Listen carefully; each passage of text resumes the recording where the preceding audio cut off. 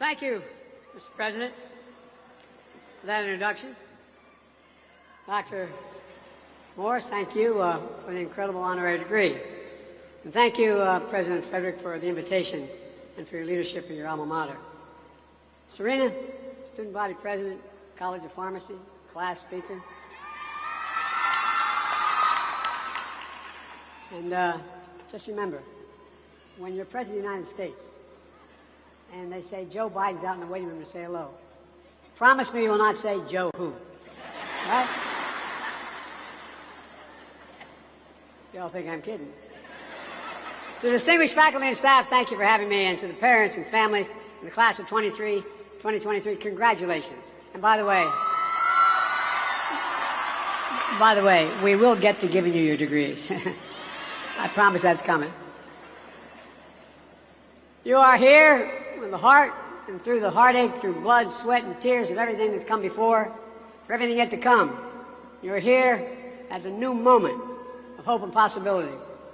For graduates, before we begin, as mentioned many times, tomorrow's Mother's Day. Stand for your mothers and grandmothers. Stand and thank them.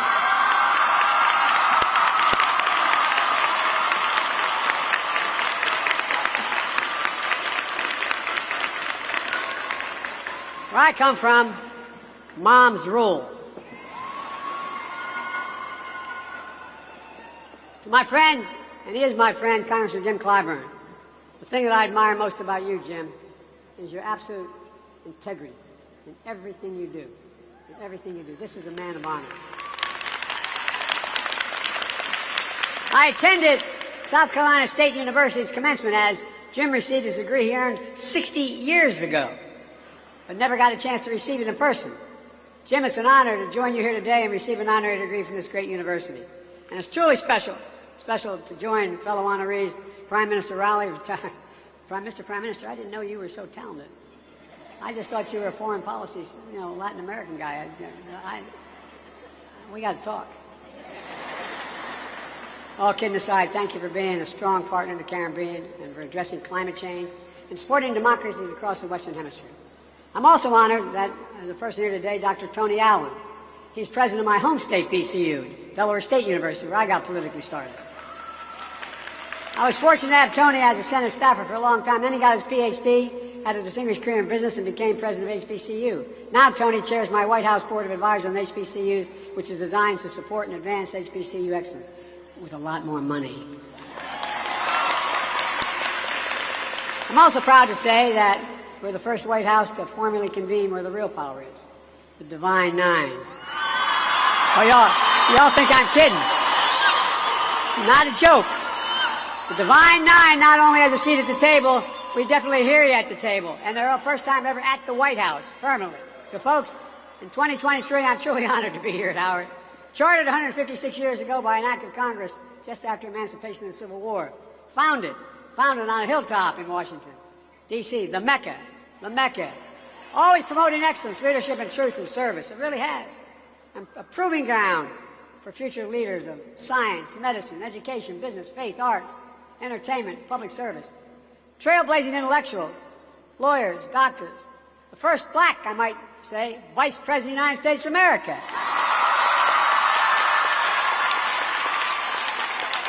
I'll say that again.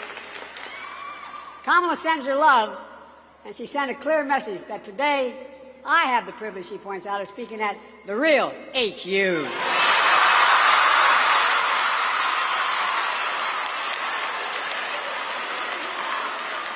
Now you realize that's going to cost me at home. There's enormous pride in this university. Founded in the verses of Howard Anthem, and I quote, "Reared against the eastern sky, proudly there on hilltop high, there she stands for truth and right, sending forth her rays of light." It matters. It matters. It matters. We're living through one of the most consequential moments in our history, with fundamental questions at stake for our nation. Who are we? What do we stand for?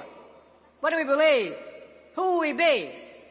You're going to help answer those questions. Let me take you back to January 2009. I stood in Wilmington, Delaware, on the train station of Amtrak, carrying my folder, waiting to be picked up by a guy named Barack Obama. the first black man elected president of the United States. I was there to join him as vice president on the way to the historic inauguration in Washington. A moment of extraordinary hope, but also as I stood there, and this is the God's truth, I couldn't help think about another day I stood there. It wasn't much more than your age.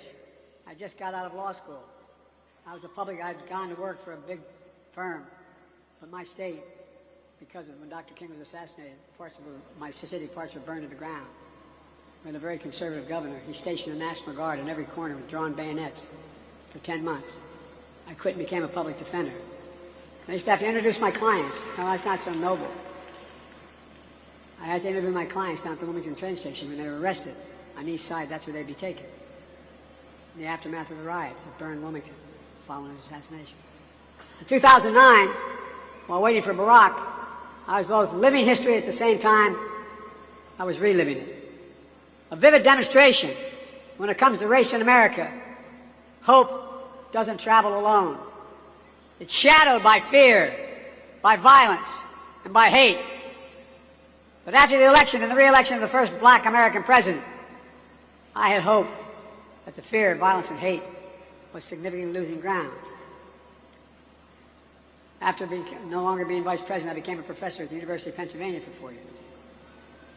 But in 2017, in Charlottesville, Virginia, crazed neo-Nazis with angry faces came out of the fields literally with torches, carrying Nazi banners from the woods and the fields, chanting the same anti-Semitic bile heard across Europe in the 30s, something I never thought I would ever see in America. Accompanied by Klansmen and white supremacists, emerging from dark rooms and remote fields and the anonymity of the internet, confronting decent Americans of all backgrounds, standing in their way into the bright light of day. And a young woman, objecting to their presence, was killed. And what did you hear? That famous quote when asked about what happened. That famous quote, "There are very fine people on both sides." That's when I knew, and I'm not joking, that's when I knew I had to stay engaged and get back into public life. No,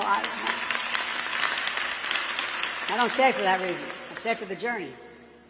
I don't have to tell you that fearless progress toward justice often meets ferocious pushback from the oldest and most sinister of forces.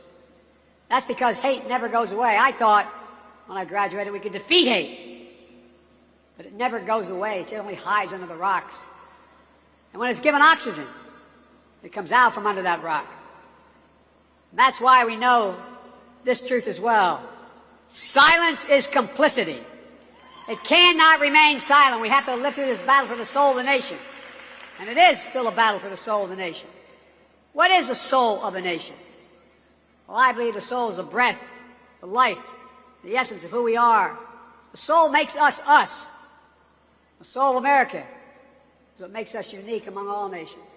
We're the only country founded on an idea, not geography, not religion, not ethnicity, but an idea.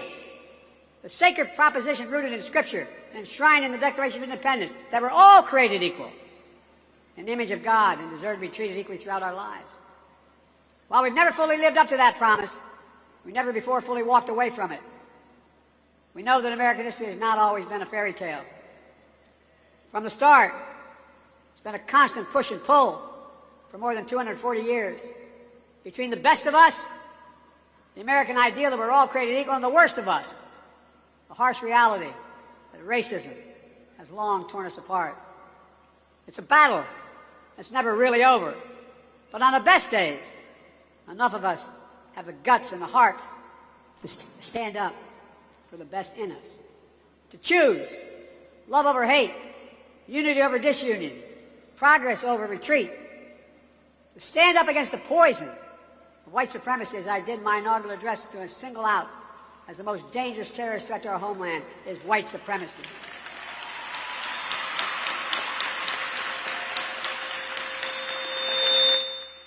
And I'm not saying this because I'm at a black HBCU. I say it wherever I go. To stand up for truth over lies, lies told for power and profit, to confront the ongoing assault to subvert our elections, suppress our right to vote, That assault came just as you cast your first ballots in 20 and 22. Record turnouts. You delivered historic progress. I made it clear that Americans of all backgrounds, have an obligation to call out political violence that has been unleashed and emboldened. As was mentioned already, bomb threats at this very university and HBCUs across the country. To put democracy on the ballot, to reject political extremism and reject political violence, protect fundamental rights and freedom for women to choose, for transgender children to be free, for affordable health care and housing, for the right to raise your family and retire with dignity. To stand with leaders of your generation who give voice to the people, demanding action on gun violence, only to be expelled from state legislative bodies. To stand against books being banned and black history being erased. I'm serious, think about it. To stand up for the best in us.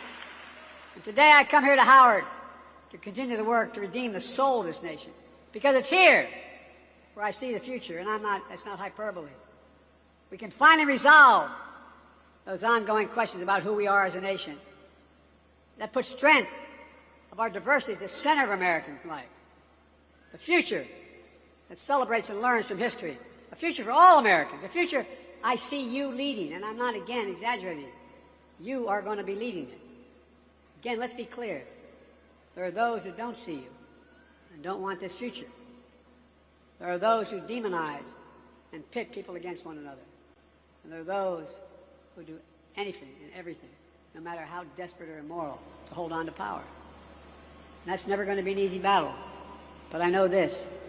The oldest, most sinister forces may believe they'll determine America's future, but they are wrong. We will determine America's future. You will determine America's future. And that's not hyperbole.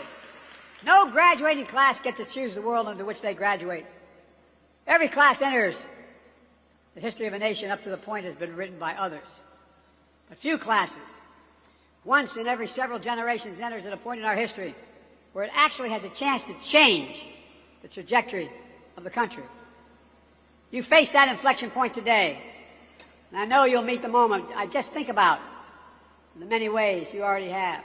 With your voices and votes, I was able to fulfill my commitment to put the first black woman on the Supreme Court of the United States of America. And by the way, she's brighter than the rest. She is one bright woman. Because of you, more black women have been appointed to the federal appellate courts than under every other president in American history combined. And by the way, I mean it. I mean it because of you. Because of you. You turned out. You spoke up. You knew. You showed up and the votes counted. And you made people say, whoa, wait a minute. What price will I pay if I don't do the following? You feel the promise and peril of climate change. Because of you, we're making the biggest investment ever in the history of the world in climate change. Don't ever think your voice doesn't matter. I'm keeping my promise that no one should be in jail merely because of using and possessing marijuana. Their record should be expunged. Just expunged. My student debt relief plan would help tens of millions of people, especially those on Pell Grants. 70% of black college students receive Pell Grants. Many of you, the savings would be significant in even wiping out student debt completely for some. But this new Republican Party is dead set against it, suing my administration to stop you from getting student debt relief. The same opposition who received relief loans, I might add, to keep their businesses afloat during the pandemic. Members of the Congress worth thousands, even millions of dollars, most of which didn't have to be paid back. Yet, they say it's okay for them, but not for you. I find it outrageous. To reduce your student debt service payments when you graduate, we're also ensuring that no one with an undergraduate loan today or in the future will have to pay more than 5% of discretionary income to repay their loans, down from 10, and in 20 years is gone. Republican officials are fighting that as well. But I'll always keep fighting for you, and many others will, and many in the Republican Party as well will fight for you. We also know there's more to do. Because of your power, we took the most significant law on gun violence. We passed it of significant law in 30 years. But we will not give up. I got the assault weapons ban passed 30 years ago, and we're going to pass it again. We must pass it.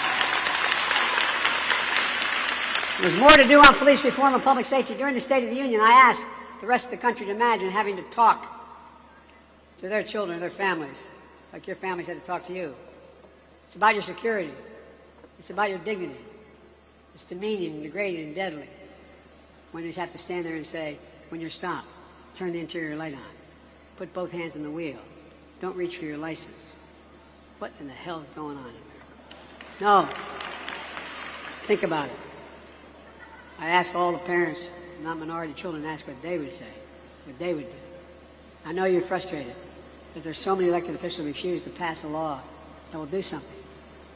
Kamala and I stood next to the family of George Floyd and the civil rights leaders and law enforcement officials to sign the executive order I came up with requiring the key elements of the George Floyd bill be applied to federal law enforcement. Banning chokeholds, restricting no-knock warrants, establishing a database for police misconduct, advancing effective and accountable community policing that builds public trust. And we'll keep fighting to pass the reforms nationwide. Equal justice is a covenant we have with each other. It must not just be an ideal, it has to be a reality. You're leading the way on this and so much more. That's why Kamala and I are so committed to investing in you and HBCUs. HBCUs help produce 40% of black engineers, 50% of black lawyers, 70% of black doctors and dentists, 80% of black judges. Look, we see HBCU excellence in every day with staff at every level of the White House and the administration. Because I decided when I was elected, I promised I was going to have my administration look like America. But we all know that HBCUs don't have the same endowments and funding as other major colleges and universities. For example, denying the opportunity to build and fund research labs that will lead to new technologies and good-paying jobs.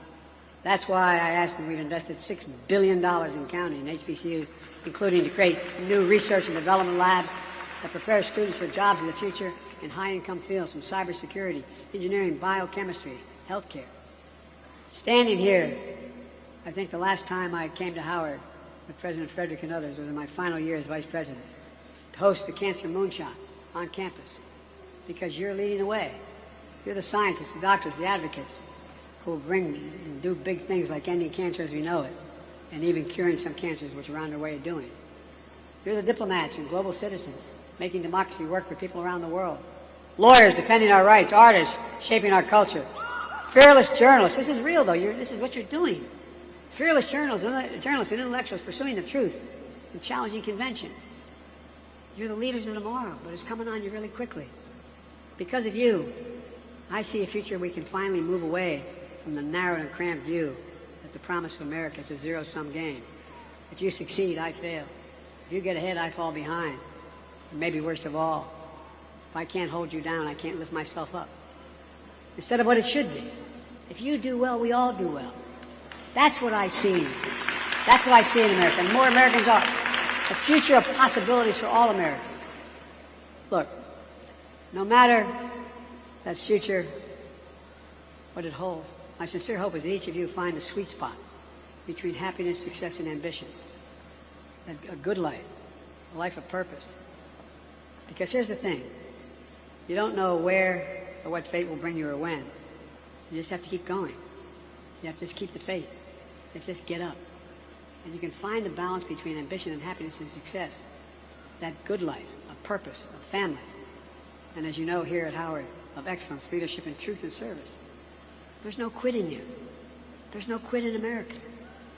So let me close with this. In our lives, in the life of the nation, we know that fear can shadow hope. But it's also true that hope can defeat fear. In January 2021, I stood in the U.S. Capitol to be inaugurated as President of the United States. Just days before, on that very spot, a violent insurrection took place, a dagger at the throat of democracy. For the first time in our history, an attempt to stop the peaceful transfer of power in this country. And they failed. Our democracy held. Again, hope prevailed. And this time, I was standing with a black woman about to take a 2-mile procession down Pennsylvania Avenue as President and Vice President of the United States of America. And who was marching alongside her? The Howard University Marching Band, in lockstep and solidarity. You were. I give you my word as a Biden. Class of 2023, you're the reason I'm so optimistic about the future. And I give you my word, I really mean it. You're part of the most gifted, tolerant, talented, best educated generation in American history. That's a fact. And it's your generation, more than anyone else's, will answer the questions for America. Who are we? What do we stand for? What do you believe? What do we believe? What do we want to be? I'm not saying you have to share this burden all on your own. The task at hand ahead is the work of all of us. But what I am saying is, you represent the best of us. And that's the God's truth. You represent the best of us. Your generation will not be ignored, will not be shunned, will not be silenced. So on the hilltop high, keep standing for truth and right, and send your rays of light. Congratulations to you all. We need you. God bless you, and may God protect our troops.